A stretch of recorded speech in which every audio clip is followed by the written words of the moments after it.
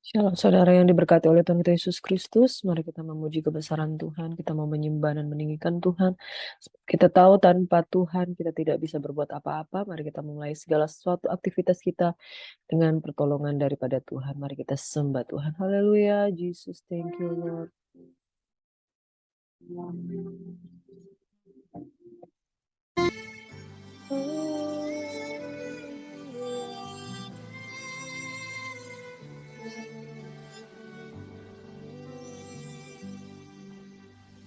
Tuhan, ku serahkan hatiku, semua ku berikan padamu. Jalan Kuduskan tinggalku selalu, agar aku menyenangkanmu,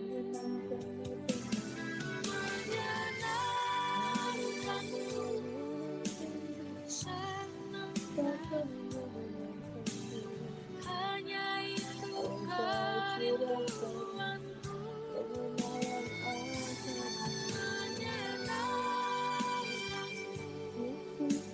senangkan hatimu. Hanya itu kerinduanku,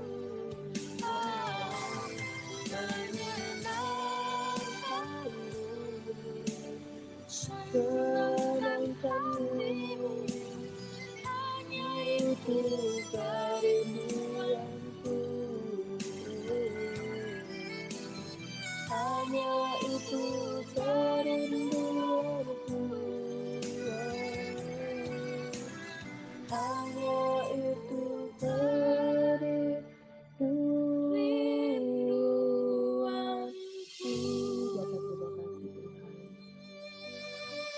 Kami mau menyerahkan aktivitas kami sepanjang hari ini, melangkah di dalam hadirat-Mu, melangkah di dalam penyembahan bersama-Mu Tuhan. Dalam nama Yesus Tuhan, kami rindu lebih lagi merenungkan dan membaca firman-Mu Bapa. Dalam nama Yesus kami berdoa dan mengucap syukur. Haleluya, haleluya, amin. Shalom, saudara yang diberkati oleh Tuhan kita Yesus Kristus. Selamat pagi, hari yang diberkati oleh Tuhan, bahwa hari ini adalah hari yang kita percaya, kita rindu untuk melangkah di dalam satu level yang lebih lagi di dalam Tuhan. Karena kita percaya, saudara, tanpa Tuhan kita tidak bisa berbuat apa-apa. Oleh sebab itu, mari kita mau belajar satu perenungan pada pagi hari ini. Saudara yang diberkati oleh Tuhan kita Yesus Kristus, hari ini saya rindu untuk kita belajar tentang relationship, saudara. Sebab saya temuin di mana-mana bahwa ketika seseorang melangkah, ketika seseorang melangkah, dia apa yang dia pikirkan, apa yang dia lalui, apa yang dia rasakan itu tidak lepas dari yang namanya relationship. Relationship atau hubungan satu dengan yang lain, saudara. Hubungan satu dengan yang lain, dan di dalam hubungan ini, hubungan yang seringkali justru yang kita cari kebahagiaan. Benar, saudara? Tetapi relationship yang terbangun seringkali bukan sebuah kebahagiaan. Dan pada umumnya, di dalam hubungan ini yang paling diuji itu adalah hubungan antara suami istri. Atau hubungan pertunangan, hubungan pacaran, hubungan di dalam pekerjaan. Semua setiap kali kita berinteraksi, kita melakukan hubungan antara satu dengan yang lain. Interaksi satu dengan yang lain. Dan satu hal, saudara, seringkali hubungan yang tidak berjalan baik, pada ujung-ujungnya hubungan itu menjadi sebuah relationship yang toksik. Apa sih itu relationship yang toksik? Toxic relationship itu adalah istilah modern untuk hubungan emosional yang tidak sehat dengan pasangan yang sehingga dikatakan toksik atau beracun. Karena ketika toxic relationship terjadi, seseorang terus-menerus merasa lelah, seseorang terus-menerus tidak bahagia dalam hubungannya, dan sepertinya ketika mereka memiliki masalah, mereka terus-terus tidak bisa menyelesaikan masalah tersebut. Ya, memang bisa dikatakan bahwa setiap hubungan itu pasti ada rintangan, pasti ada perbedaan atau konflik yang biasanya terjadi. Namun hubungan tersebut kalau kita jaga dengan baik, itu akan tetap berjalan dengan baik. Apalagi bila pasangan kita mau kerjasama untuk menyelesaikan masalah dan mencari solusi agar masalah-masalah itu tidak terjadi lagi. Namun ketika hubungan itu sudah menjadi hubungan yang beracun, hubungan yang toksik, di mana salah satu di antaranya atau yang kedua-duanya secara konsisten itu selalu saling menyalahkan, tidak bisa berkomunikasi dengan baik, tidak bisa terbuka dalam mendiskusikan masalah apapun. Akibatnya orang yang terlibat di dalam circle hubungan tersebut akhirnya merasa capek, energinya merasa terkuras sehingga bisa mempengaruhi kesehatan mental, bisa mempengaruhi emosional dan fisik. Nah, seterusnya label toxic relationship ini lebih sering itu terjadi dalam hubungan pasangan kekasih atau pacaran. Pacaran yang diawali dengan sesuatu hubungan yang indah-indah, ketika mereka saling tertarik satu dengan yang lain, namun pada ujung-ujungnya beracun, hubungannya beracun. Dan juga di dalam hubungan ini terjadi juga antara anggota keluarga, apalagi hubungan anak mantu dengan mertua, ya. Anak juga dengan orang tua, teman, bahkan partner di kantor dan sebagainya. Dan pada level yang sangat-sangat beracun, hubungan toksik itu bisa memicu stres, depresi, atau perilaku gaslighting atau kejahatan fisik ya, KDRT. Bukan cuma KDRT suami terhadap istri, istri terhadap suami juga bisa KDRT. Bahkan orang tua kepada anak, anak terhadap orang tua itu bisa kekerasan dalam rumah tangga dan kecenderungan untuk self pity, menyakiti diri sendiri. Saudara yang diberkati oleh Tuhan kita Yesus Kristus, hubungan toksik adalah hubungan yang tidak wajar dan hubungan yang tidak mendatangkan eee, kebahagiaan dan ini bisa pelan-pelan menghancurkan. Nah, pagi hari ini saudara saya rindu dan tergerak hati untuk kita membahas suatu topik tentang toxic relationship ya saudara. Toxic relationship.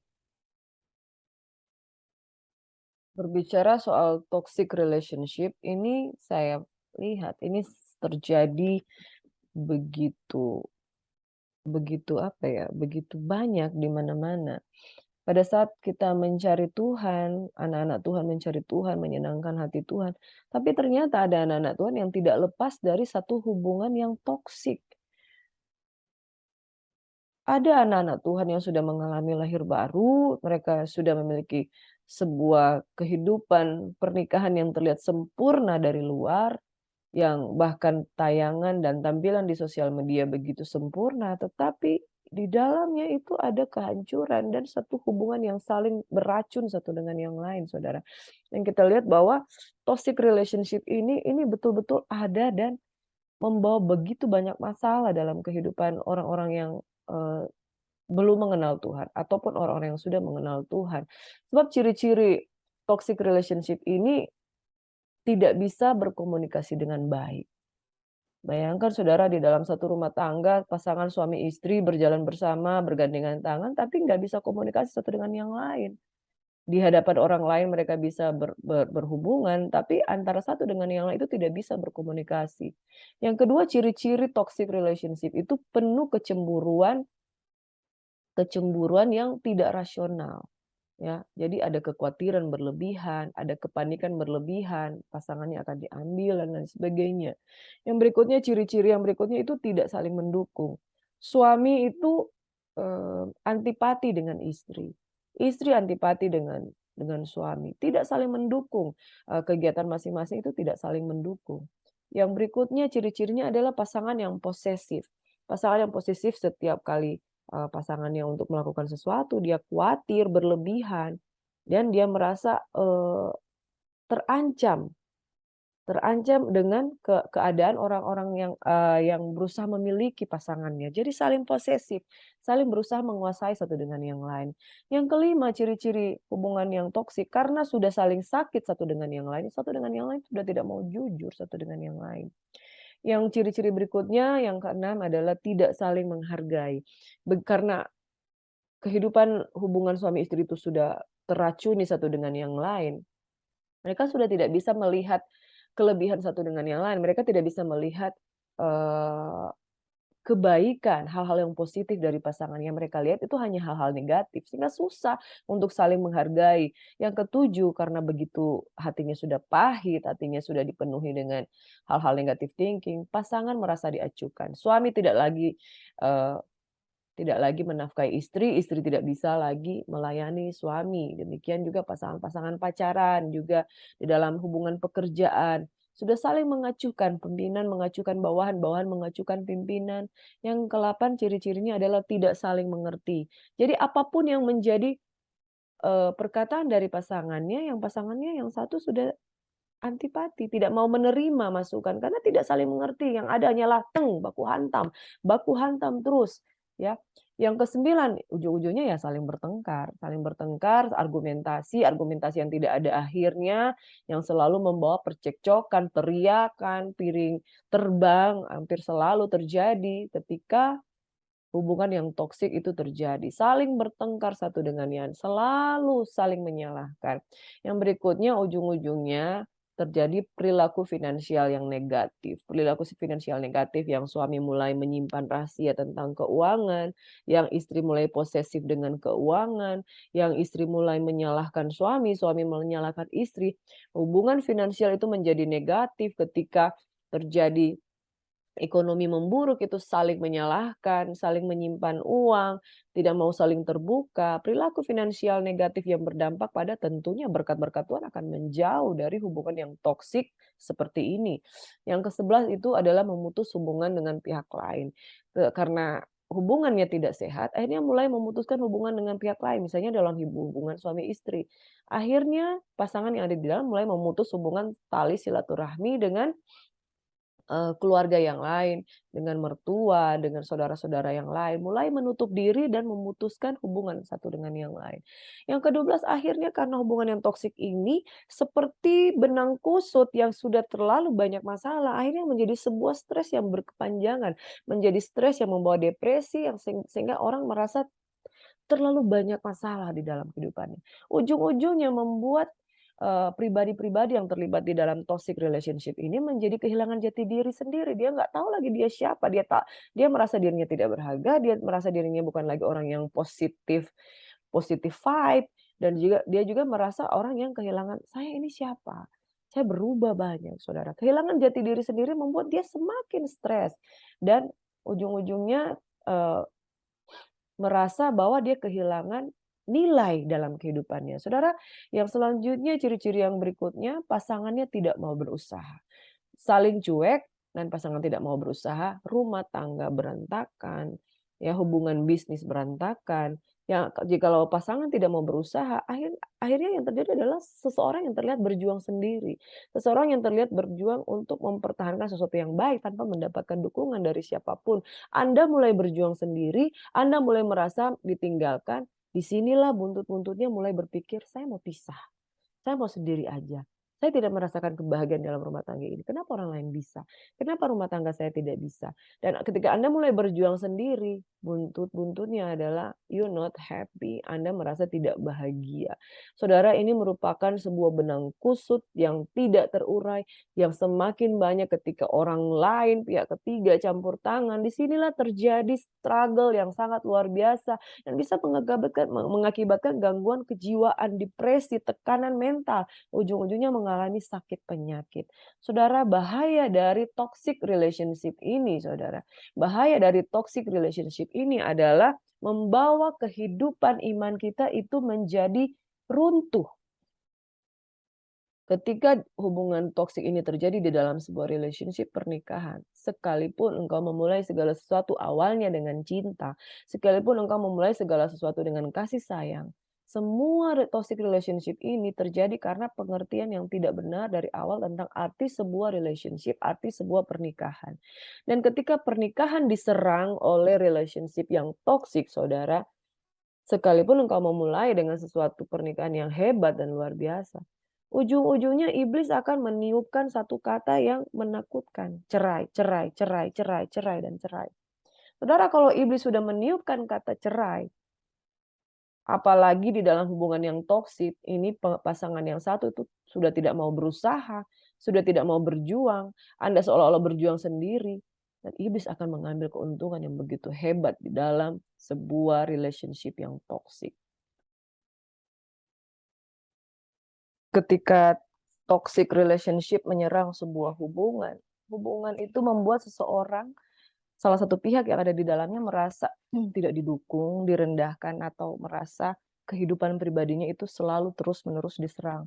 Dan segala bentuk tindakan negatif itu bisa mempengaruhi kesehatan mental seseorang ini, bisa serangan secara fisik, KDRT, serangan secara psikologis, kejiwaan atau emosional. Emosionalnya itu jadi labil, mudah marah, mudah terganggu, mudah sedih, depresi. Dan hubungan toksik ini bisa dialami pasangan, antar teman, rekan kerja, sampai keluarga. Dan ini menyebabkan bahwa relationship kita antara sesama manusia ini juga sama pentingnya dengan relationship kita with God.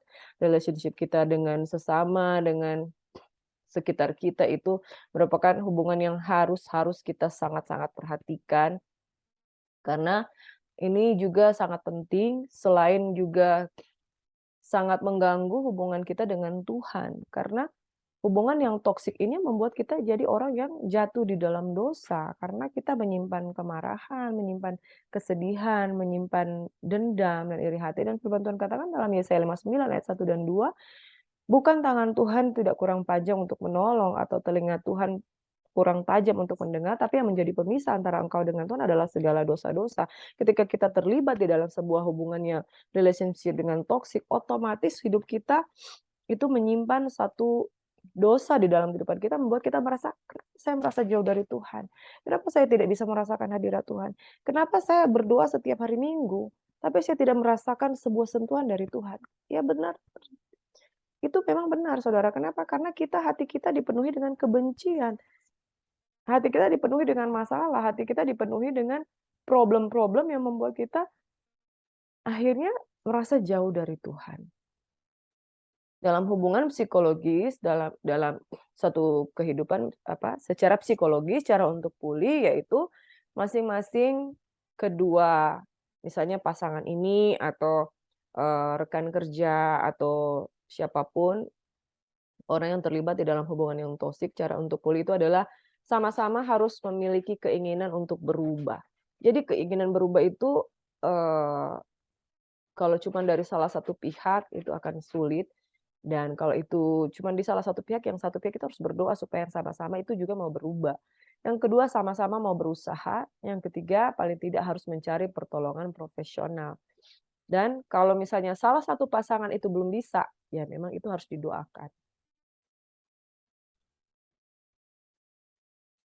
Pertolongan profesional dalam hal ini kalau kita anak-anak Tuhan yang mengandalkan Tuhan, kita cari Tuhan. Amin. Dalam Matius 25 ayat 17-26 kita akan baca dan merenungkan pertolongan profesional dari firman Tuhan. Firman Tuhan berkata begini, janganlah kamu menyangka bahwa aku datang untuk meniadakan hukum Taurat atau kitab para nabi. Aku datang bukan untuk meniadakannya, melainkan untuk menggenapinya. Karena itu aku berkata kepadamu, sesungguhnya selama belum lenyap langit dan bumi ini, satu iota atau satu titik pun tidak akan ditiadakan dari hukum Taurat sebelum semuanya terjadi. Karena itu siapa yang meniadakan salah satu perintah hukum Taurat, sekalipun yang paling kecil, dan mengajarkannya demikian pada orang lain, ia akan menduduki tempat paling rendah di dalam kerajaan sorga.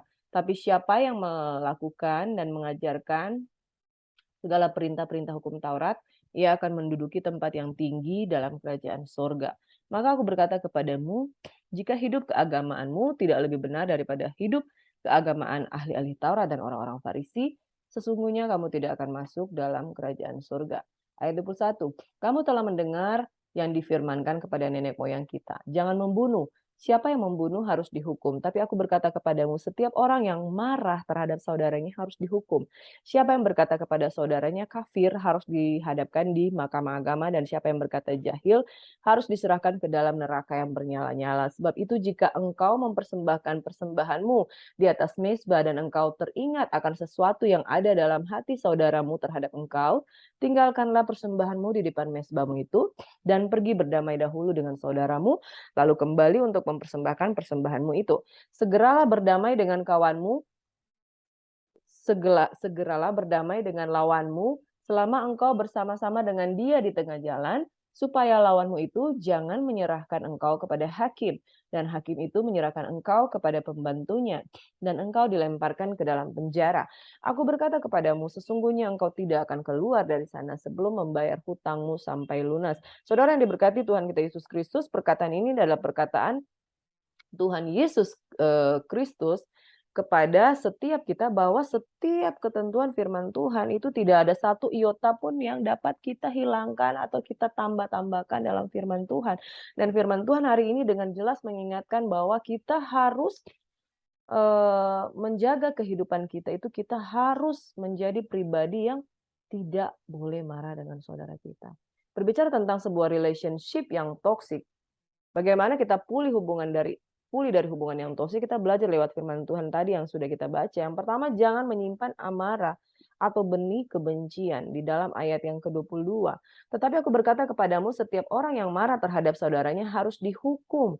Siapa yang berkata kepada saudaranya kafir harus dihadapkan ke mahkamah agama, dan siapa yang berkata jahil harus diserahkan ke dalam neraka yang bernyala-nyala. Saudara yang diberkati oleh Tuhan kita Yesus Kristus, setiap orang yang marah kepada saudaranya harus dihukum. Ini berbicara tentang bagaimana sebuah relationship yang toksik itu diawali dengan kebencian, diawali dengan amarah. Amarah itu adalah benih kebencian. Amarah itu adalah benih kebencian dan benih pertengkaran, benih perseteruan, benih konflik. Ya, di dalam Matius 5 ayat 22 dikatakan setiap orang yang marah kepada saudaranya harus dihukum. Ini berbicara bahwa Tuhan tidak menghendaki sebuah relationship di mana seseorang itu dikuasai oleh kemarahan, dikuasai oleh kebencian, dikuasai oleh sebuah perilaku-perilaku amarah. Saudara yang diberkati oleh Tuhan kita Yesus Kristus, jangan menyimpan amarah, sebab amarah itu adalah benih kebencian. Percekcokan terjadi karena diawali dengan kemarahan. Perseteruan terjadi karena diawali dengan kemarahan. Amarah itu kemudian membentuk kebencian sehingga membuat sebuah hubungan itu hancur dan rusak. Mari kita buka, saudara yang diberkati, di dalam Efesus 4. Efesus 4 ayat 26 sampai ayat yang ke-27. Apabila kamu menjadi marah, janganlah kamu berbuat dosa. Janganlah matahari terbenam sebelum padam amarahmu, dan janganlah beri kesempatan kepada iblis. Jadi awal kehancuran dari sebuah relationship, terjadinya toxic, ini adalah karena menyimpan amarah, menyimpan kebencian. Karena Tuhan tidak mau seseorang ketika marah itu sampai matahari terbenam. Artinya ada relasi waktu di sini. Kalau engkau marah, jangan biarkan sampai berlarut-larut. Sebab kemarahan yang berlarut-larut itu akan mengakibatkan dosa. Dan kemarahan yang berlarut-larut mengakibatkan dosa dan memberi kesempatan kepada iblis untuk mencuri, membunuh, membinasakan damai sejahtera, dan relationship itu mengalami yang namanya kehancuran. Jadi yang pertama, kalau kita mau pulih dari hubungan yang toksik, jangan izinkan ada amarah dan kebencian yang terjadi. Nah, apabila hubungan yang toksik ini sudah terlalu banyak menyimpan benih kemarahan, saudara, inilah yang menjadi sebuah benang kusut yang sulit untuk diuraikan. Toksik ini sudah dipenuhi dengan masalah A, B, C, D, C, dan lain sebagainya. Saya sering menyelesaikan konseling di mana persoalan itu bukan cuma satu masalah, saudara. Tapi ada lebih dari satu masalah yang membuat orang yang terlibat dalam masalah ini tidak tahu lagi harus mulai dari mana. Ini disebabkan apa? Karena kebencian yang berlarut-larut, kemarahan yang berlarut-larut, yang membuat sebuah hubungan ini menjadi hancur dan rusak, menjadi racun. Karena begitu banyak persoalan yang tidak diselesaikan. Kalau kita mau pulih dari hubungan yang toksik, saudara, bereskan satu persatu masalahmu. Masalah dengan, ya begitu banyak masalah, engkau sendiri yang tahu masalahmu apa. Bereskan satu persatu kebencianmu, amarahmu, karena sudah terlampau lama. Ini bahaya, jangan menyimpan amarah, karena amarah adalah benih kebencian. Yang kedua, bagaimana supaya kita pulih dari hubungan yang toksik? Di dalam ayat yang kedua, ayat 23 berkata seperti ini. Sebab itu jika engkau mempersembahkan persembahanmu di atas mezbah dan engkau teringat akan sesuatu yang ada dalam hatimu terhadap engkau, tinggalkanlah persembahanmu di depan mezbah itu dan pergilah berdamai dahulu dengan saudaramu, lalu kembali untuk mempersembahkan persembahanmu. Amin. Yang kedua, saudara, kita harus memiliki inisiatif untuk berdamai. Dalam Roma 12 ayat 17-19, janganlah membalas kejahatan dengan kejahatan, lakukanlah apa yang baik bagi semua orang, sedapat-dapatnya kalau hal itu bergantung padamu, hiduplah dengan perdamaian dengan semua orang. Saudara-saudaraku yang kekasih, janganlah kamu sendiri menuntut pembalasan, tetapi berilah tempat kepada murka Allah, sebab ada tertulis, pembalasan itu adalah hakku, akulah yang akan menuntut pembalasan, firman Tuhan.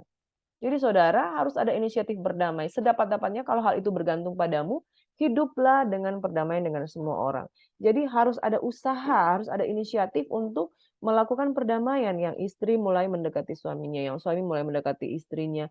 Lakukan upaya-upaya untuk mendatangkan damai sejahtera, saudara. Kalau semua orang itu lepas tangan, tidak mau berupaya, maka mustahil terjadi yang namanya pendamaian. Karena hal itu, jika itu bergantung padamu, engkau yang merasakan, saya pengen mendoakan keluarga saya.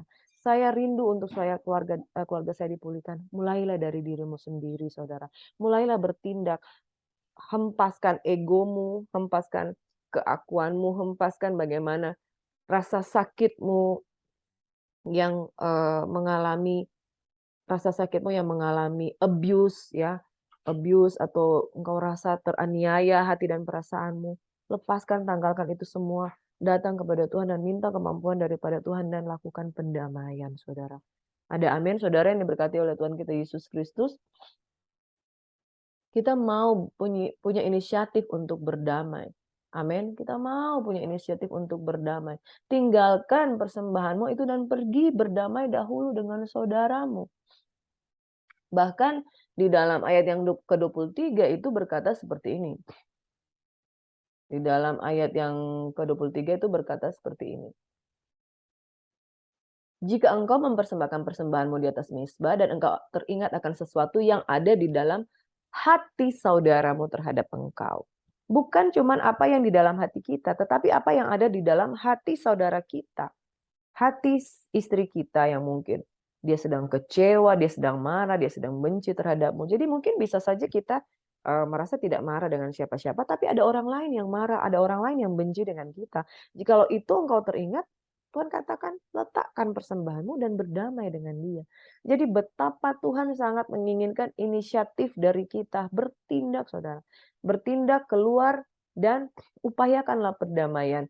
Jika sedapatnya hal itu bergantung padamu, hiduplah dengan perdamaian dengan semua orang. Jadi yang kedua saudara, miliki inisiatif untuk berdamai. Miliki upaya, usaha untuk memulai sebuah perdamaian.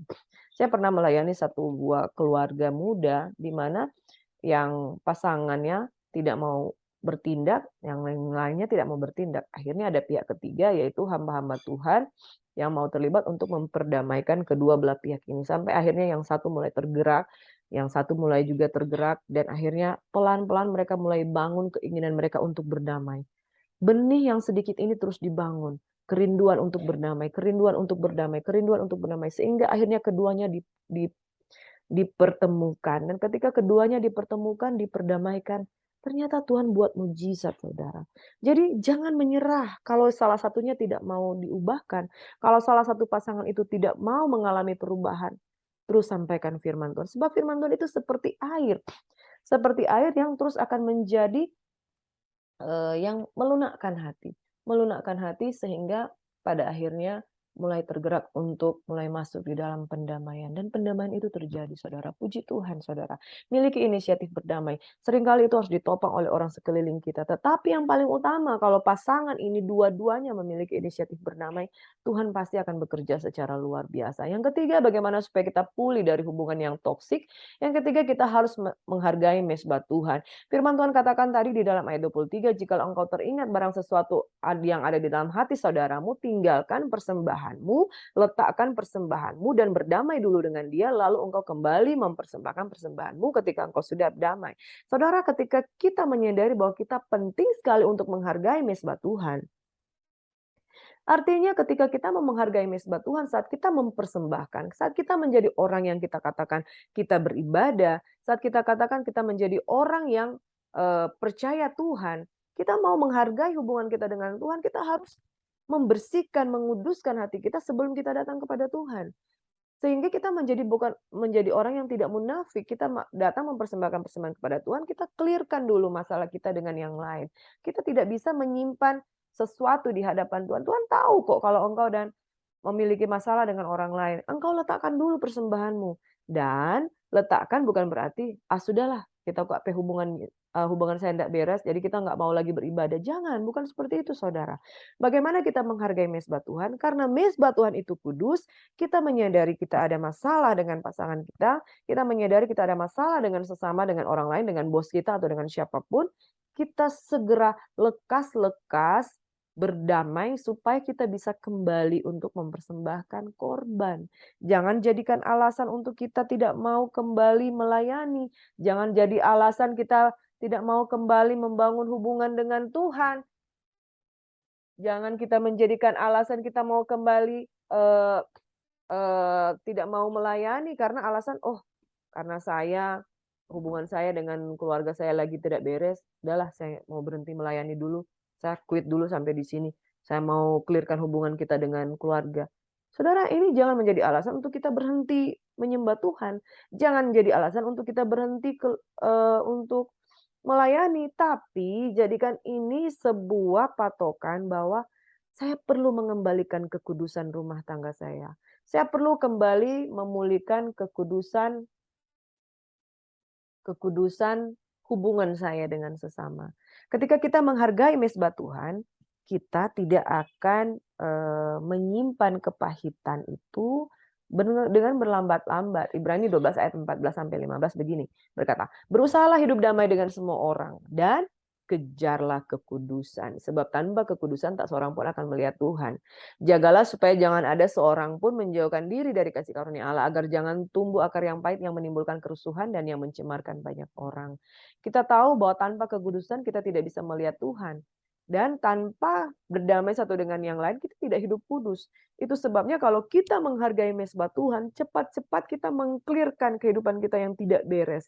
Cepat-cepat kita mengklirkan hidup kita yang penuh dengan kepahitan. Sebab kepahitan itu akar pahit yang menimbulkan kerusuhan.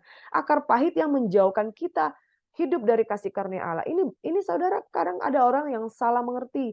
Ketika dia muncul akar pahit, dia menjadikan alasan itu untuk menjauh dari Tuhan. Salah, saudara. Kalau kita tahu kita ada akar pahit, itu menjauhkan kita dari kasih karunia Tuhan, menimbulkan kerusuhan dan mencemarkan hubungan dan banyak orang, kita cepat-cepat berdamai dengan orang itu. Kita cepat-cepat berdamai dengan pasangan kita, supaya kita kembali mengalami kekudusan di dalam hidup pernikahan. Dengan demikian kita kembali dapat melihat kemuliaan Tuhan, membangun hubungan pribadi dengan Tuhan. Jadi ini menjadi patokan ukuran ketika hidup berdamai dengan semua orang, maka kita ada relationship with God. Ketika kita ada relationship with God, jangan cemari kehidupan kita dengan hati yang toksik, hati yang penuh dengan kebencian, hati yang penuh dengan kemarahan dan akar pahit. Jadi kalau kita mau pulih dari hubungan yang toksik, kita harus mengerti benar firman Tuhan ini, bahwa kita harus menghargai mezbah Tuhan. Kita harus menjaga kekudusan supaya bisa terus mempersembahkan korban di hadapan Tuhan.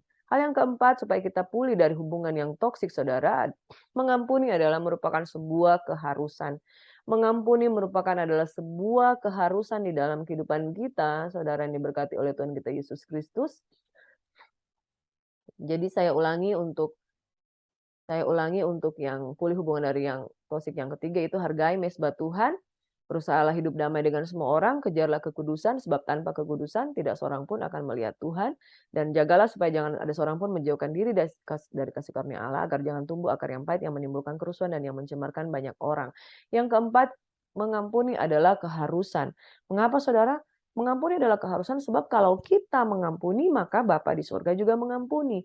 Kalau kita mengampuni, maka kita juga Dihapuskan kesalahan-kesalahan kita. Dalam Matius 6 ayat 14-15, karena jikalau kamu mengampuni kesalahan orang, Bapamu yang di sorga akan mengampuni kamu juga.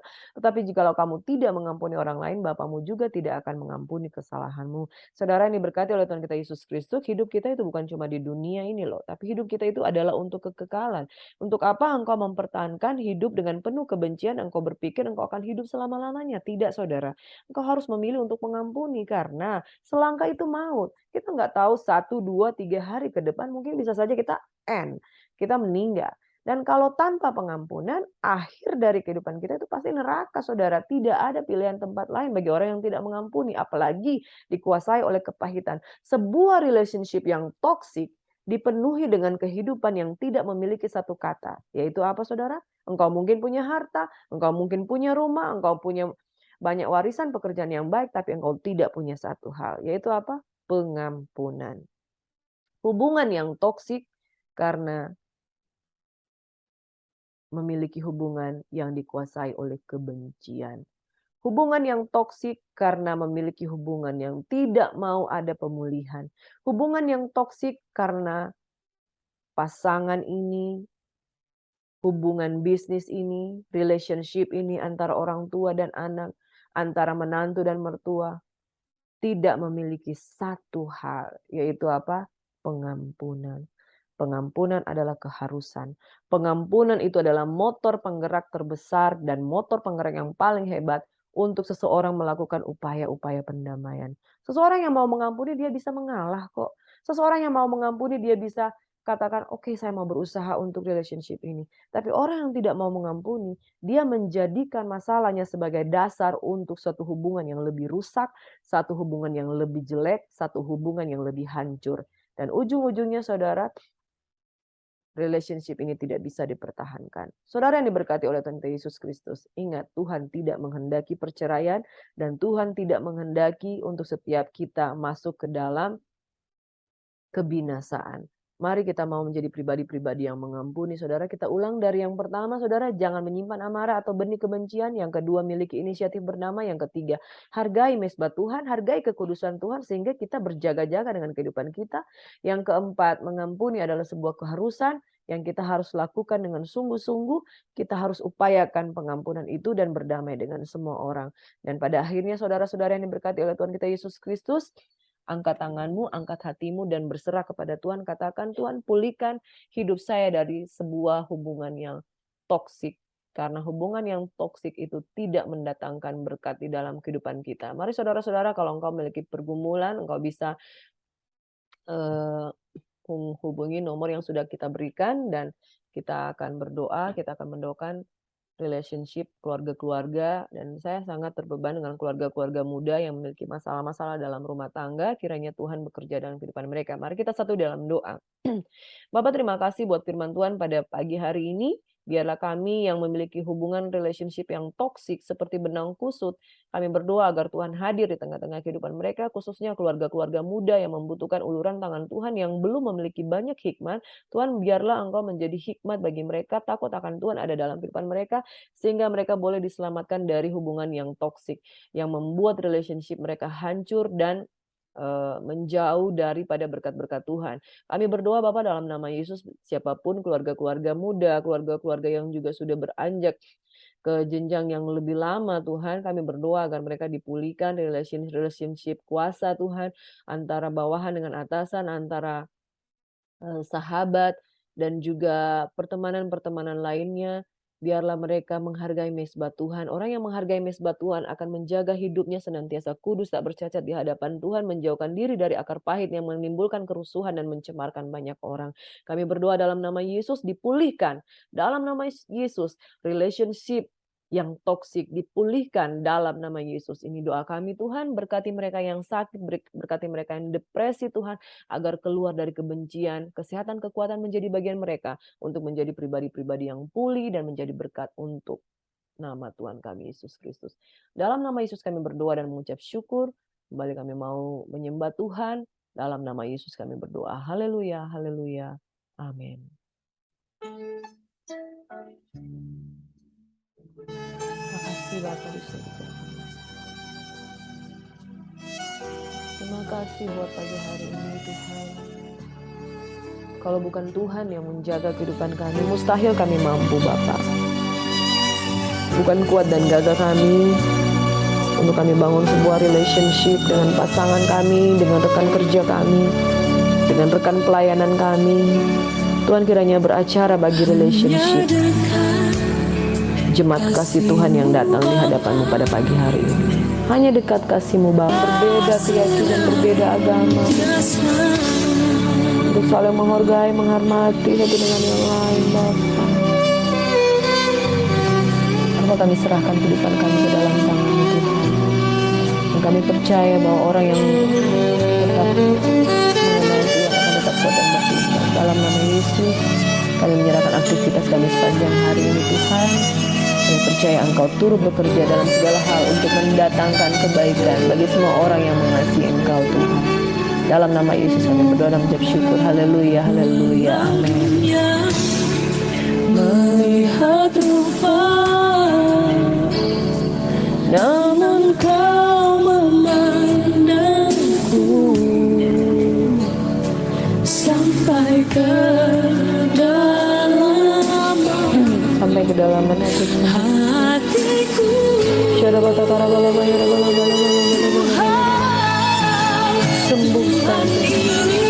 Sembuhkan hati yang terluka, wanita-wanita yang mengalami abuse power,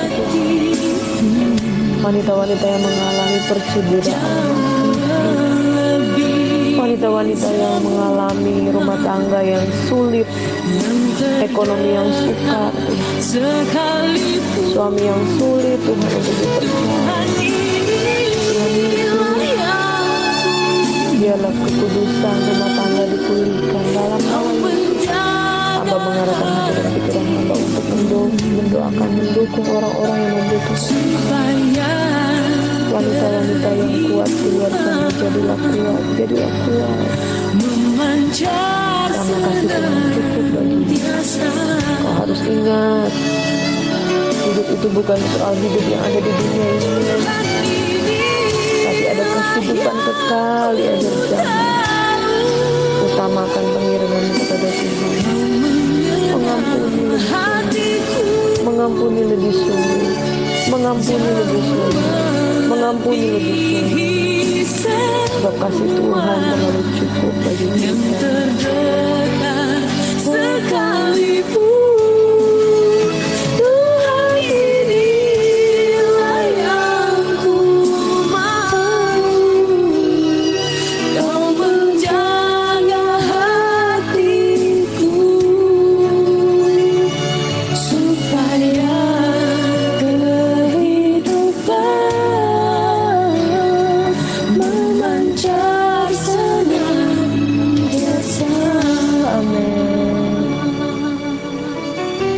Terima kasih Tuhan, dalam nama Yesus kami mau siap beraktivitas pagi hari ini dalam pertolongan Tuhan. Haleluya, haleluya, puji Tuhan, amin. Tuhan Yesus memberkati, selamat beraktivitas, shalom, damai di hati, God bless you, amin.